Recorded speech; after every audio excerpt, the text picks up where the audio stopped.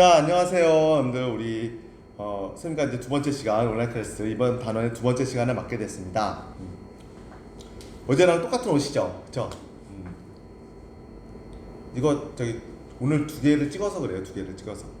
선생님 옷은 어때요? 옷을 저 인터넷 강의 이렇게 찍을 때 보니까 이렇게 옷을 이렇게 이런 좀 알록달록한 옷을 입고 이렇게 막 찍길래 선생님도 이렇게 좀 집에서 이렇게 입었어요. 좀 어때요? 예쁘죠? 안 예쁩니까? 말을 말아야지 내가. 오늘 배울 단어는 우리 공간 불평등 현상과 양상과 원인입니다. 그래서 공간 불평등이 뭐냐면은 사는 지역에 차이가 난다는 거예요. 사는 지역이. 그래서 페이지는 우리 194페이지입니다. 194페이지. 그래서 내가 어느 지역에 사느냐에 따라서 그게 평등하지 않다는 걸 말합니다. 그래서 지역 간의 경제적, 사회적, 문화적 수준의 차이가 나타나는 현상을 말합니다. 그래서 선진국과 또 개발도상국에서도 차이가 나타나겠죠. 그 다음에 수도권과 비수도권에서도 격차가 나타납니다. 그래서 수도권, 서울, 경기, 인천, 그 다음에 지방, 그래서 얘기하죠. 지방과의 차이. 그 다음에 또 도시와 촌락의 격차도 나타납니다. 도시와 촌락의 격차. 서울도 나타나고, 그 다음에 촌락. 우리가 지금 사는 곳은 어디죠? 바로 우리는 지금 향남에 살죠, 향남. 사는 건 아니고 우리 다니고 있는 그 고등학교, 이 지역이 바로 향남 읍입니다. 읍. 뒤에 이제 읍으로 끝난다는 말은 시골, 촌락이에요, 촌락.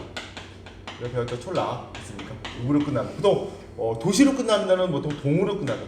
됐습니까? 동으로 끝나는데 읍면 이렇게 끝나면은 촌락입니다. 여기를 선생님이 이제 2008년도에 왔는데 2008년도에 우리 학교에 오게 됐는데 지금 향남 그때 여기도 더 시골이었어요. 이제 시골이었고 아무것도 없었어요. 아무것도 없었고 그때 막 아파트 막 지어지고 있는 그때거든요. 그래서 홈플러스도 없었어요.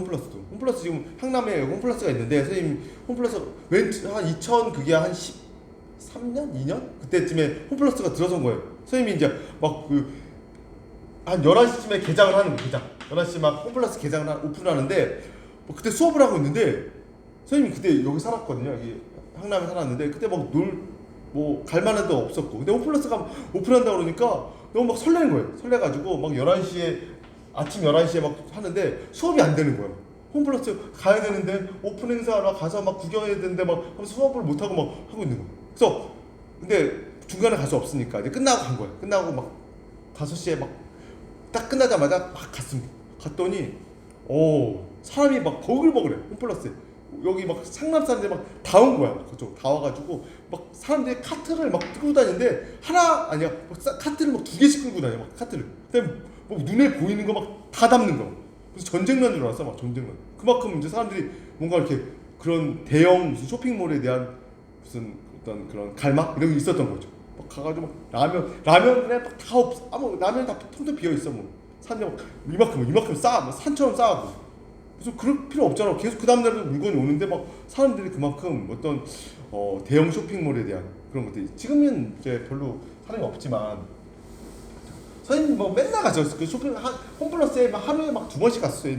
제 놀이터에서 카트 위에 올라가서 앉아가지고 막 뒤에 막 그래서 쭉 미끄러져 막 가고 막 신고 들어오고 막 그랬습니다. 어쨌든 그런 그 도시에는 그런 게 생기면은 별거 아니잖아. 근데 여기 시골에는 그런 것들이 이제 굉장히 좀 신기하고 색다르다는 거죠. 그래서 도시와 촌락의 격차 이런 것도 생기고. 선생님은 근데 이제 여기 오기 전에 2008년도 전만 해도 서울에서 30몇 년 동안 서울에서 있었습니다. 서울. 선생님 딱 서울 사람이잖아. 딱 서울 강남 출신입니다. 이거 저기 서울에서 태어나가지고 쭉 거기서 저기 자랐어. 선생님 30몇 년 동안. 진짜 이거 저 양모 선생님이 알아요. 양모 선생님이 알죠. 좀 이렇게 저기 방과후에 있는 양모 선생님한테 물어보면 압니다. 선생님 서울 사람이에요. 근데 서울에 완전히 무슨 저기는 아니고 이제 서울에 한강에 있잖아. 한강에 있으면은 한강에 암사동이라고 있다. 암사동. 근데 암사동 들어봤는데 암사동 뭔지 알죠? 암사동 뭐냐면은 그 선사의 족지. 선사의 족지입니다. 선사의 족지. 신석기 시대. 신석기 시대. 거기 유적지가 있는 곳이 암사동입니다. 거기서 이제 초등학교 때부터 거기서 다녔거든요. 다녀가지고 이제 했는데 그때는 거기도 약간 좀 시골 튀겠지. 지금은 이제 거기도 다 이제 아파트 단지가 됐지만. 그래서 어릴 때 보면은 이제 엄마가 이제 밥을 먹는데 밥그릇이 이렇게 있는 거야. 밥그릇이 있는데 뭐 금이 이렇게 막 가 있는 거야. 그래서 엄마 이게 뭐야? 했더니 엄마는 잘 모르고 몰라. 뭐 저기 옛날부터 있었던 밥그릇이야. 해서 막 먹었어. 막 먹었는데 막 깨져가지고 막 엄마가 막 버렸거든. 있더라고. 그래서 지금 알고 봤더니 이게 뭐였냐면은 빗살무늬토기였던 거죠. 빗살무늬토기에서 밥을 먹었던 거야. 거기서 밥을 먹고 지금 이제 있었으면 이거 안 깨지고 남았으면 진품명품에 나갔으면 최소한 몇백만 원 받는 건데 아깝더라고. 여기다 밥 먹고 막 그랬어. 현상이었지.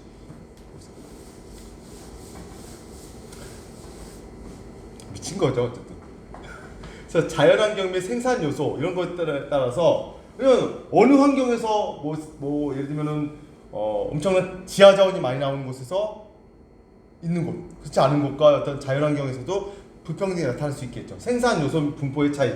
생산 요소라는 게 뭐죠? 뭐 노동, 자본 이런 것들에 따라서도 차이가 나타날 수 있는 거고, 지역 개발. 어떻게 지역에다가 어디다가 집중적으로 지역 개발 투자를 했는가, 자원을 투자해가지고 개발을 시켰는가에 따라서도 불평등이 나타날 수 있다는 거죠. 그래서 경제적 차원뿐만 아니라 생활 환경의 전반적인 불평등이 발생한다는 거죠. 그래서 장기적으로는 국토의 효율적인 이용과 안정적인 국가 발전에 악영향을 끼친다는 거죠. 공간적인 불평등이 나타났을 때 사람들은 당연히 더 좋은 환경으로만 몰리겠지. 그렇지 않은 곳은 사람들이 빠져나가겠죠. 이촌양조 이런 것들 때문에.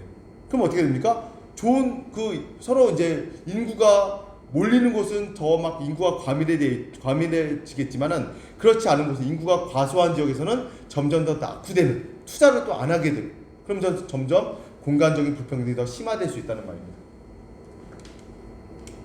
그렇게 되고, 그래서 우리나라 공간 불평등의 사례를 보면은 빠른 경제 성장을 이룩하고자 성장 거점 개발. 자, 성장 거점 개발 이런 게 있고, 개발 방식에는 두 가지 방식이 있습니다. 성장 거점 개발이 있고, 있는데 수도권의 인구와 자본이 점점 유입돼요.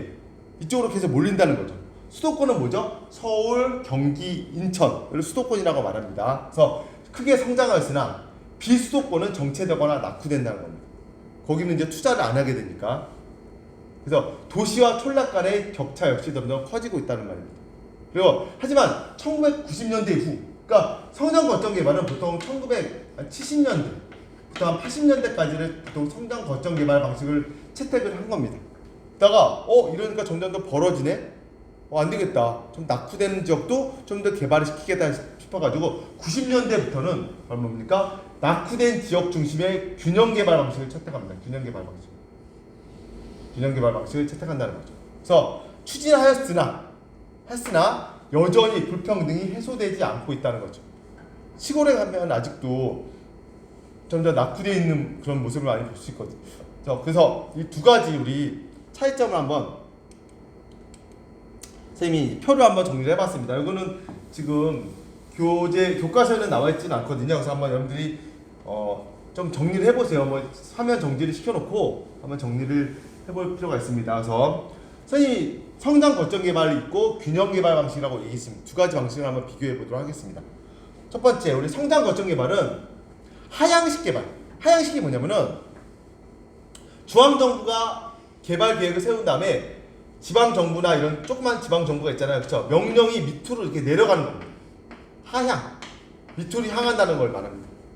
그렇죠? 그래서 위에서 뭐 청와대 이런 데서 큰 그림을 그리고 나서 밑으로 이런 그 개발 방식이 밑으로 내려간다는 거예요. 밑에서는 위에서 내려오는 방식대로 하라는 대로 하라는 거죠. 이게 뭐라 하향식 개발이라는 말이고, 개발 주체는 중앙정부가 주체가 돼서 주도가 돼서 하는 거죠. 그다음에 여기서 한정된 자원이 있기 때문에 여기다가 전국에다 골고루 다 지원과 투자를 할 수 없기 때문에 될 만한 지역에다만 집중적으로 투자를 합니다. 그래서 투자 효과가 가장 큰 지역을 선정해서 집중적으로 투자한다는 겁니다. 그러니까 우리나라가 이렇게 있으면은 1970년대만 해도 그렇게 잘 살지 못했잖아요. 그런데 자원이 외국에서 꼬은 어떤 그런 어떤 차관들 이런 것들을 가지고 개발을 하려고 하는데 전국적으로 다 조금씩 투자하면은 효과가 안 나타나는 거예요. 그래서 효과가 나타나는 곳을 봤더니 어디 수도권이나 이런 남동이겠죠. 여기에다가 집중적으로 투자를 했다는 거죠. 효과가 그만 나타날 수 있으니까. 그게 바로 성장 거점 개발. 성장하는 거점을 두고 거기다가 집중적으로 투자를 했다는 걸 말하는 거죠. 그래서 투자 효과가 가장 큰 지역을 선정해서 집중 투자했다는 걸 말하는 거고.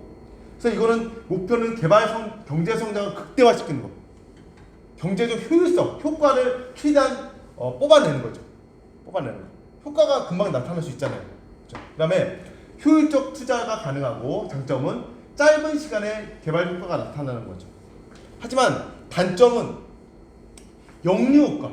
역류 효과가 뭐냐면은 여기에 집중적으로 개발해가지고 이 개발의 효과를 주변적으로 파급시키려고 노렸는데 여기를 집중 개발하면 주변적으로 이게 퍼지려고 노렸는데 오히려 반대로 여기가 집중 개발하니까 이 주변 사람들이 오히려 더 이쪽으로 몰려드는 거예요. 이쪽으로 가운데로 몰려드는 현상을 바로 역류 효과. 다른 말로 하면 빨대 효과라고 볼 수 있겠죠. 주변 지역을 쫙 빨아들이는 거죠. 빨아들이는 거. 사람들. 그럼 이게 나타나면 어떻게 돼? 여기는 더 커지는 거고 주변 지역은 더 낙후될 수가 있겠지. 알겠습니까? 그러면 더 지역 격차가 더 심해질 수 있다는 거죠. 이게 단점이 될 수 있겠죠. 그 다음에 지역 주민의 참여도가 낮아. 중앙정부에서 알아서 하라고 하는 거지 우리는 뭐 하고 싶지 않은데 그냥 알아서 하는 거야. 참여도가 낮을 수 있겠지. 주로 개발도상 국가에서 이런 방식을 많이 채택합니다. 균형개발 방식은 그 반대가 되겠죠. 만약 추진 방식은 상향식 개발입니다. 밑에서부터 의견이 올라가는 거죠. 우리는 이렇게 개발하고 싶다 하는 거죠. 그래서 건의해가지고 중앙정부로 올라가면 중앙정부에서 예산을 짜가지고 또 이제 뿌려주는 거지. 우리가 이런 식으로 우리 지역의 특색에 맞게 개발하고 싶다. 그 지방정비 및 지역 주민이 주체가 되는 거고 낙후 지역에 우선적으로 투자를 합니다. 좀 못 사는 지역에다 먼저 많이 투자를 한다는 거죠. 지역 간 균형 발전, 경제적 형평성을 추구하는 거죠. 지역 간 균형 성장을 노리는 거고 지역 주민의 의사결정을 존중한다는 겁니다. 하지만 투자의 효율성이 낮다는 거죠. 효과가 나타나지 않아. 골고루 다 이렇게 해주니까. 맞습니까? 지역 이기주의. 우리는 이렇게 할래, 저렇게 할래. 우리 서로 싸우게 되는 거죠. 지역 이기주의가 발생할 수 있는 거고 이건 주로 선진국가. 그래서 이런 방식을 많이 채택을 합니다. 알겠죠? 그래서 두 가지 개발 방식의 어떤 그 차이점 할 거고 그 다음에 그래서 보면은 도시와 촌락 간의 소득을 봤을 때 75년부터 쭉 봤을 때 95년도까지는 거의 비슷하게 갔어요. 비슷하게 갔는데 95년도부터는 벌어집니다. 도시는 점점 이렇게 쭉 올라가고 뭐 농촌도 올라가긴 올라가지만 올라가는 정도가 좀 더디죠. 어떻게 돼? 지금은 많이 이렇게 벌어진 거지. 도시 근로자와 농가 소득의 차이점이 95년도 기점으로 점점 이렇게 차이점이가 벌어지더라. 알 수 있는 거죠. 그만큼 이제 도시와 농촌 간의 공간 불평등이 나타날 수 있다는 거죠. 그 다음에 이거는 뭐냐면은 수도권 집중도를 말합니다. 수도권 집중도. 이거 표에 책에 나와 있죠. 194페이지 나와 있으면서 우리 수도권이 서울, 경기, 인천 이걸 수도권이라고 얘기하죠. 인구가 봤을 때 우리나라 서울의 인구가 1000만이죠. 1000만. 경기도 인구가 지금 1300만입니다. 1300. 인천의 인구가 지금 350만인데 300만이라고 칩시다. 그러면 어떻게 됩니까? 세 가지 더하면은 2600만이죠. 2600만 명. 우리나라 전체 인구가 몇 만이에요? 5100만 되거든요. 5100만 된다고 치면은 절반 이상이 수도권에 사는 거예요. 수도권에. 면적은 수도권이 전국 인구의 전체 면적의 이게 12%인가 11점 몇 프로예요. 11%. 근데 면적은 11% 차지하는데 인구는 51%가 수도권에 몰려 산다는 겁니다. 몰려 살게 되면 당연히 일자리도 많고 거기에 많은 또 투자나 인프라 같은 것도 많이 구축하겠죠. 사람들이 더 몰리게 되는 거예요. 이쪽으로. 더 살기 좋으니까. 여기는 또 오히려 지금 인구가 점점 줄어들고 있는데 점점 수도권으로 대한 집중도가 우리나라 어떤 국토 균형 발전에 있어서 상당히 심각한 문제입니다. 그래서 수도권 집중도를 봤더니 인구는 아까 이게 50% 정도 차지한다고 그랬죠. 그 다음에 지역 내 총생산, 우리가 전체 지역 총생산에 이것도 한 50% 차지합니다. 금융기관도 이 정도 있고 50% 정도 되고 상급 종합병원, 큰 병원도 수도권에 많이 몰려있다는 겁니다. 그 다음에 4년제 대학교, 인서울대학교 얘기하죠. 인서울대학교 이런 좋은 대학교도 여기에 많이 몰려있는 거죠. 그 다음에 매출액 상위 100대 기업 본사, 좀 웬만한 큰 기업들은 서울에, 수도권에 다 몰려있습니다. 80% 이상이. 사업체 수도 많고 면적은 하지만 엄청 적습니다. 11%밖에 안 되는. 면적은 작은데 이만큼 나머지들 우리나라 중요한 기능들은 다 수도권에 몰려있는 게 상당히 심각한 문제죠. 그렇죠. 이거 상당히 심각한 문제입니다, 여러분들. 지방으로 가라고도 지방으로 이제 가면은 뭐 교육 환경도 그렇고 여러 가지 또 이제 생활 환경도 안 좋기 때문에 안 좋다고 말하면 그렇지만 좀 불편한 게 많죠. 그러다 보니까 수도권은 계속 이제 몰리게 되는 거죠. 그래서 자, 우리 개토라는 게 있습니다. 개토는 여러분들 195페이지 보면은 개토 사진도 나와 있는데 중세 이후 유대인들을 강제 격리시킨 유대인 거주 지역에서 비롯된 말로 특정 민족이나 소수자 집단에 대한 차별, 격리, 불평등의 의미를 담고 있다는 겁니다. 원래는 개토는 유대인들을 막 이렇게 격리하고 있는 게 아니라 유대인들을 이렇게 보호하기 위해서, 유대인들을 뭐 학살당하고 이걸 보호하기 위해서 따로 그 지역 사람들 만들어 놨는데 이제 나치 때 히틀러가 유대인들을 굉장히 핍박했잖아요. 유대인들만 이제 따로 모아놓은, 진짜 핍박하기 위해서 모아놓은, 통제하고 억압하기 위해서 모아놓은 장소가 바로 개토가 된 거죠. 그 개토가 바로 격리, 차별, 불평등의 의미를 담고 있고 오늘날에는 또 도시 내 빈민거주죠. 그래서 슬럼이라고 해요. 슬럼이라고 하는 지역이 또 이런 지역이 된다는 거죠. 우리나라에서도 슬럼이라는 지역이 있죠. 뭐냐면은 이 게토라는 게 있습니다. 지금은 베네치아, 이탈리아 베네치아에 가면 이 게토 누오베라는 섬에 가면 이런 것들이 남아 있고, 지금 이게 독일의 게토 지역이라고 합니다. 독일의 게토 지역. 좀 낙후된 지역이겠죠. 그러니까 좀 그 사람들만 모아놓고 좀 억압하고 핍박했던 지역이니까 지금도 좀 이렇게 낙후된 지역으로 남아있게 된다는 겁니다. 그래서 우리나라에도 이런 뭐 슬럼 지역이 있죠. 슬럼 지역이 있습니까? 그래서 대전역 주변에 원래 이런 신도시 지역으로 있는데 거기 쪽방촌, 점점 이제 낙후된 지역이 나타나면서 쪽방촌이라고 나타난다고 합니다. 그래서 인력 속에서 뭐 취사시설이나 화장실도 공동시설 이용하고 있습니다. 이렇게 해서 여름에는 더위를 나는 것이 힘들겠죠. 에어컨 당연히 없고 선풍기 하나 갖고 이제 여름에 나야 되니까. 그렇죠? 그다음에 뭐 치안 걱정도 치안 걱정의 문도 마음껏 열 수 없어서 더위를 이기기 어렵다 되어 있다는 거죠. 그래서 이게 바로 쪽방촌의 사진입니다. 그래서 쪽방촌이 이렇게 지금도 옛날에 우리나라도 달동네, 판잣집 이런 것도 있었거든요. 근데 많이 이제 헐려졌는데 지금 이런 것들이 지금 아직도 좀 남아 있다는 겁니다. 자, 이거는 이제 브라질의 어떤 소득 양극화, 공간 불평등을 한눈에 보여주는 사진이거든요. 브라질은 우리나라보다 훨씬 더 공간 불평등, 이게 훨씬 더 양극화가 더 심합니다. 그래서 여기 딱 처음에 봤을 때는 엄청 화려한 주택이에요. 엄청 잘 사는 동네인데 이 뒤에 이게 합성 사진이 아닙니다. 있는 그대로 사진이에요.